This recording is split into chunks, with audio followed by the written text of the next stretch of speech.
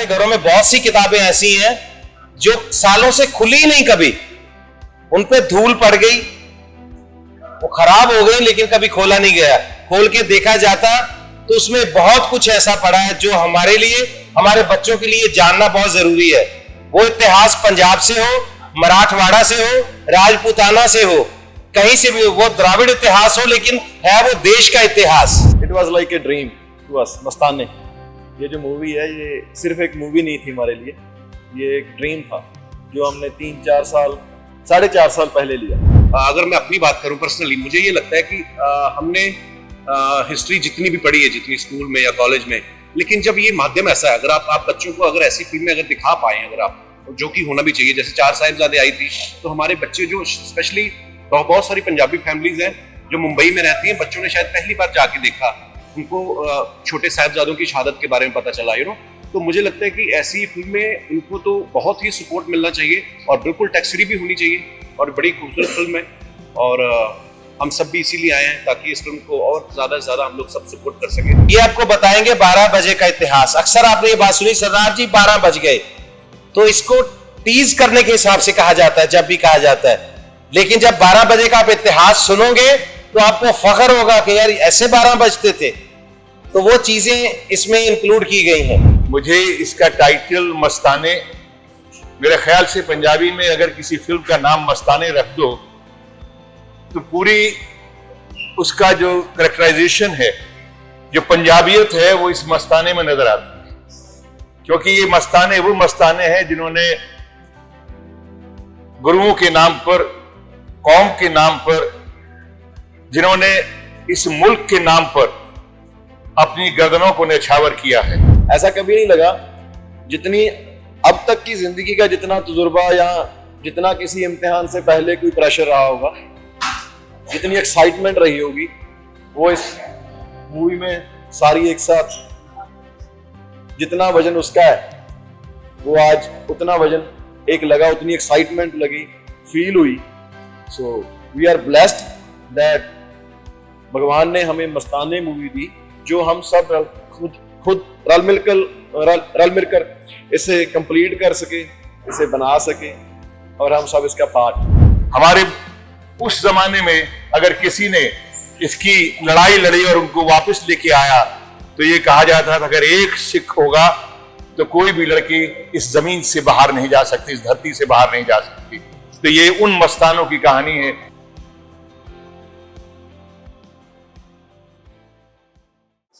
बहुत शुक्रिया। शहादत की एक अलग कहानी बताती है, आप ट्रेलर भी देखेंगे क्या आपसे जानना चाहूंगा क्या एक्सपेक्टेशन है, और ये ऐसा इतिहास है जो बहुत से लोगों को पता नहीं, सिखों के बीच में जंग हुई जो शहादत, क्या कहना चाहिए?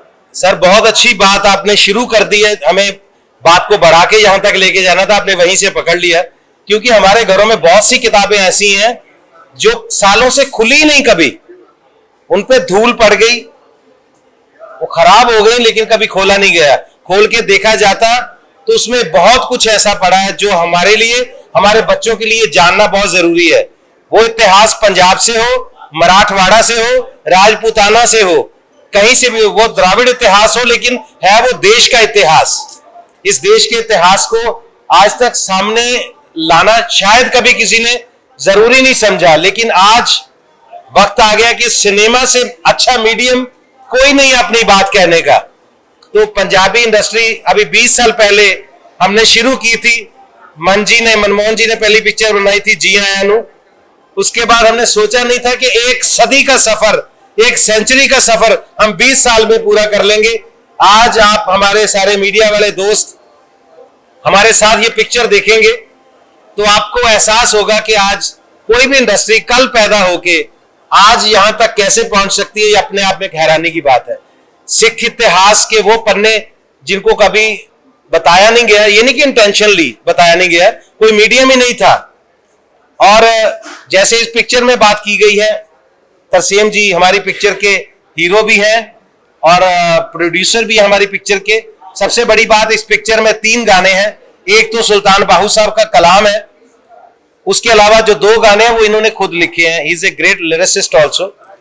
तो ये आपको बताएंगे 12 बजे का इतिहास। अक्सर आपने ये बात सुनी, सरदार जी 12 बज गए, तो इसको टीज करने के हिसाब से कहा जाता है जब भी कहा जाता है। लेकिन जब 12 बजे का आप इतिहास सुनोगे तो आपको फख्र होगा कि यार ऐसे 12 बजते थे। तो वो चीजें इसमें इंक्लूड की गई हैं। जब ये बात उस समय की है जब नादिर शाह 1739 में इन्वेड करता है इंडिया में। मोहम्मद शाह रंगीला की हुकूमत है दिल्ली में। एक दिन में 90 करोड़, उस जमाने में 90 करोड़ की संपत्ति लूट के 20-25 हजार से ज्यादा बेटियों को बंदी बना के गजनी के बाजार में बेचने के लिए साथ लेके जा रहा है। तो लाहौर जब क्रॉस कर रहा है तो जंगलों में रहने वाले गुरीला स्टाइल में रहने वाले कुछ बचे, चंद बचे सिख जो अपने इस मैस्केर से, कत्लेआम से जो बच गए थे। वैसे तो ये अनाउंस कर दिया गया था कि इनको खत्म कर दिया गया है, फिर भी जो बचे थे जकरिया खान के जुल्म से, वो उसको वापस अटैक करते हैं नादिर शाह पे। और संपत्ति उनका उद्देश्य नहीं था। बच्चियां जो हमारी थीं जिनको वो बंदी बना के गजनी के बाजार में बेचना चाहता था, उनको कैसे वो छुड़वाते थे, ये उसकी तर्जमानी करती कहानी है कि वहां के लोगों पे इन सब चीजों का कैसे असर था। और जैसे मैंने बताया कि तरसेम जी ने अपनी पिछली 4-5-10 पिक्चरों में जितना कमाया होगा वो शायद इसी पिक्चर पे लगा दिया, क्योंकि जज्बा है एक कि कुछ दिखाना है लोगों को। उसके अलावा अगर हम बात करें तो ये शरण भाई, आप इनको अभी देख लीजिए, पिक्चर के पहले भी और पिक्चर के बाद भी देखेंगे। ये पिक्चर के राइटर भी हैं, डायरेक्टर भी हैं, और सीधा साधारण जीवन जीने वाले लोग भी अंदर से कितने भरे पड़े होते हैं टैलेंट के साथ। सिमी चाहल जी हमारी पिक्चर की हीरोइन है, इनका जितना भी पोर्शन है वो बाकमाल है। बनी जी, बनिंदर बनी, जो 5 लोग आप पोस्टर में देख रहे हैं, मिडल में ये खड़े हैं, इनके लेफ्ट में मैं खड़ा हूं शायद, मैं लेफ्ट में खड़ा हूं, राइट में करमजीत अनमोल है, ये बाहर शूटिंग पे हैं, ये आए नहीं है। ये बनिंदर जी हमारे साथ खड़े हैं और वो शूटिंग पे हैं। हनी मट्टू जी वो भी नहीं आ पाए। तो ये 5 लोग हैं जो सारी दास्तान कहेंगे इस पिक्चर में आपको। शरण जी राइटर डायरेक्टर, उनके बाद जिनको देख के हमने भी स्कूल छोड़ दिए थे कि हमें भी एक्टर ही बनना है, अवतार गिल साहब हमारी इंडस्ट्री के सबसे पुराने, क्योंकि हमने नुक्कड़ ने हमारा दिमाग खराब किया था कि हमने भी एक्टर बनना है। नहीं सर, खुशी की बात नहीं, आपने बर्बाद किया है हमें। तो सर आपका इस पिक्चर में होना हमारे लिए एक तरह का आशीर्वाद है। राहुल देव साहब ने बहुत अच्छा इसमें नादिर शाह का कैरेक्टर राहुल देव साहब ने किया है, और उनके भाई भी हैं और प्रोड्यूसर भी हैं हमारी पिक्चर के, पाजी मनप्रीत सिंह जौल साहब। ये इन लोगों का एक बहुत बड़ा एफर्ट है, उद्यम है। सानी साहब हमारे बहुत बड़े डिस्ट्रीब्यूटर हैं पंजाब के, हिंदी, पंजाबी, इंग्लिश सारी पिक्चरें ये डिस्ट्रीब्यूट करते हैं। हमारे डीओपी साहब भी यहाँ खड़े थे, मैं चाहता हूँ कि वो जरूर एक बार चेहरा दिखाएं। वो भी बहुत साधारण दिखने वाले मासूम से जेपी साहब अगर हैं तो आप आ जाइए। ये सर, ये कितने सर सादे लोग हैं, लेकिन ये इनका काम असर अभी आप देखेंगे हमारे साथ तो आपको बहुत मजा आएगा। मैं आज ब्लेस्ड फील कर रहा हूं कि आपने, क्योंकि आप हमारे वो संदेश वाहक हैं। आप जो संदेश चाहें वो दुनिया को दे सकते हैं। आप सारा मीडिया मुंबई का हमें आज कवर करने आए हैं, हम आपका धन्यवाद करते हैं। और ये आपका जो सहयोग है पंजाबी सिनेमा हमेशा याद रखेगा। We are so blessed to have you guys here, और we are actually so thankful to you all।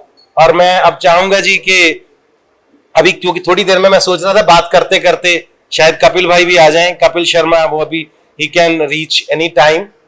तो राज बब्बर साहब, नादिरा बब्बर जी, वो भी किसी टाइम भी पहुंच सकते हैं। तो तब तक हम आपके जो सवाल हैं वो ले लेते हैं, अगर कोई है सवाल तो। जी मैम जी, एक से मैडम का एक सवाल ले लें। हाँ जी जी जी हाँ, फिर तस्सीम जी के बाद वो सिमी जी बोलने वाले हैं, फिर वो हाँ जी बता। जी, सबसे पहले तो आप सबका धन्यवाद, नमस्ते, सत श्री अकाल। It was like a dream to us, Mastaney. ये जो मूवी है ये सिर्फ एक मूवी नहीं थी हमारे लिए, ये एक ड्रीम था जो हमने 3-4 साल, 4.5 साल पहले लिया। इसका सबसे ज्यादा जो क्रेडिट मैं देना चाहूंगा वो शरण ही है। शरण हमारे डायरेक्टर, राइटर, लाइक माइंड लोग अक्सर मिल जाते हैं और उनसे एक अटैचमेंट होती है, एक बॉन्ड बनता है। वो शरण के साथ हुआ 2017 में। 2017 में फर्स्ट टाइम ये स्टोरी पहली बार डिस्कस हुई, और आज लॉन्ग स्टोरी शॉर्ट, आज हम यहाँ पर खड़े हैं। ये एक ड्रीम से कम नहीं है हमारे लिए। और मस्ताने जब स्टार्ट की थी उसी वक्त ये सोचा था कि ये हिंदी में और मल्टी लैंग्वेज में लेकर जाएंगे अगर उस भगवान ने चाहा। तो ये ऐसा नहीं है कि मूवी बन गई, पंजाबी में ठीक हो गया, देन हिंदी में सोचा, पहले ही था। ये विजन शरण का था, मेरा भाई मनप्रीत, सानी साहब, सारी टीम का था। और आज मैं शॉर्ट ऑफ वर्ड्स हूँ बेसिकली। यहाँ पर आज तक 7-8 पिक्चरें की पंजाबी की, कभी ये फील नहीं आया कि मैं आज फर्स्ट टाइम स्कूल जा रहा हूँ। आज ऐसा लगा, वो इसी की वजह से है शायद।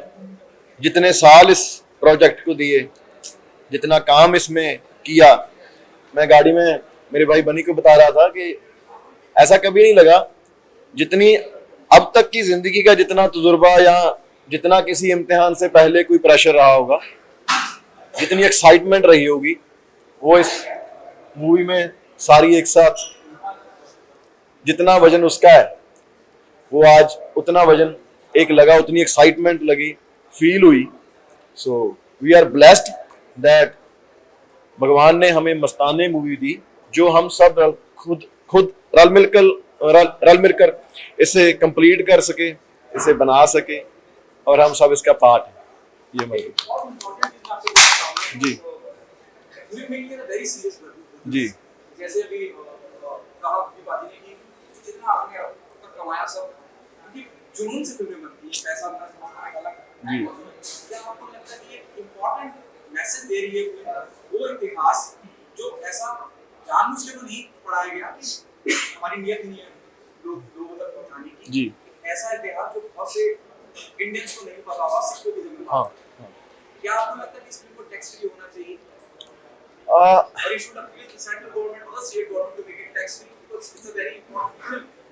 जिस इतिहास की हम बात कर रहे हैं वो हमें किताबों में नहीं होता। बिल्कुल। सबसे पहले मैं स्टार्टिंग से स्टार्ट करता हूँ, जो आपका पहली बात है कि हिस्ट्री है, बहुत को नहीं पता। ये बात आपकी बिल्कुल सही है। इसी वजह से हमने ये सोचा, ये हिस्ट्री ऐसे नहीं है कि पंजाब के बाहर किसी को नहीं पता, ये पंजाब में भी बहुत लोगों को नहीं पता। हिस्ट्री वैनिश हो रही है डे बाय डे, हमारे शूरवीर वैनिश हो रहे हैं डे बाय डे। वो बुक्स में किताबें पढ़ने का आज समय नहीं है किसी के पास। सो ये बनाने का एक मकसद ये था कि वो शूरवीर जो डे बाय डे वैनिश हो रहे हैं, हम उन्हें भूल रहे हैं। इतनी बड़ी बड़ी कुर्बानियां हैं, वो किसी एक खित्ते के लिए, एक कम्युनिटी के लिए, किसी एक पर्टिकुलर इंसान के लिए और बंदे के लिए नहीं थी, वो सभी के लिए थी, वो सबके अपने थे। जैसे ये बात आपने बोली भी, वो हिस्ट्री नहीं पता, बहुत को अवेयरनेस नहीं है समटाइम। जैसे इस मूवी में दिखाया गया है, 12 बजे का एक इतिहास है। 12 बजे का मतलब, ये जोक हम सब ने देखा है पिछले बहुत सालों में। वो जोक स्प्रेड हुआ, चला। बहुत लोग ऐसे हैं जिन्हें उसकी हिस्ट्री नहीं पता, सिर्फ अवेयरनेस की कमी के कारण वो बोलते हैं। ऐसे नहीं है, कोई इंटेंशनली नहीं बैड फील करवाना चाहते, जस्ट एक जोक है। उनके लिए ये एक अवेयरनेस का काम करेगी ये मूवी, कि 12 बजे बेसिकली क्या था, ये कैसे ये कॉन्टेक्स्ट चेंज हो गया। 12 बजे की हिस्ट्री क्या थी? जब नादिर शाह ने हिंदुस्तान पर अटैक किया 1739 में, जब उसने अटैक किया, नादिर शाह के बाद अब्दाली भी करता रहा, सेम चीज थी। दैट टाइम सिख जंगलों में रहते थे, जंगलों में रहते थे, किसी भी हुक्मरान को वो अच्छे नहीं लगते थे। जो उस टाइम के शासक थे वो जुल्म करते थे आम जनता के ऊपर। और उस टाइम सिख रात को 12 बजे के बाद जो भी समा होता था, उस टाइम नादिर शाह के ऊपर उन्होंने हमला किया, और हमला करके वो जो बेटियां थी, हिंदुस्तान की बेटियां थी, उनकी बहनें थी, उन्हें छिड़वाया। उस टाइम की कहानी है, तब 12 बजते थे सिखों के। अब कपिल बाजी को प्लीज रिसीव करते हैं।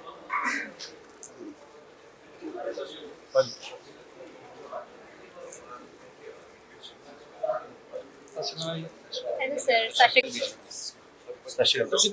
हेलो, आ जाओ प्लीज। सो उस टाइम की ये कहानी है।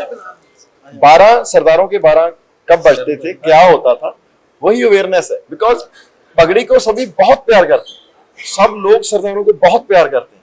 समटाइम कुछ वाकयात ऐसे होते हैं, कोई चीजें ऐसी होती हैं जो अवेयरनेस की लैक ऑफ अवेयरनेस हो जाती है, और यही इस मूवी की खासियत है।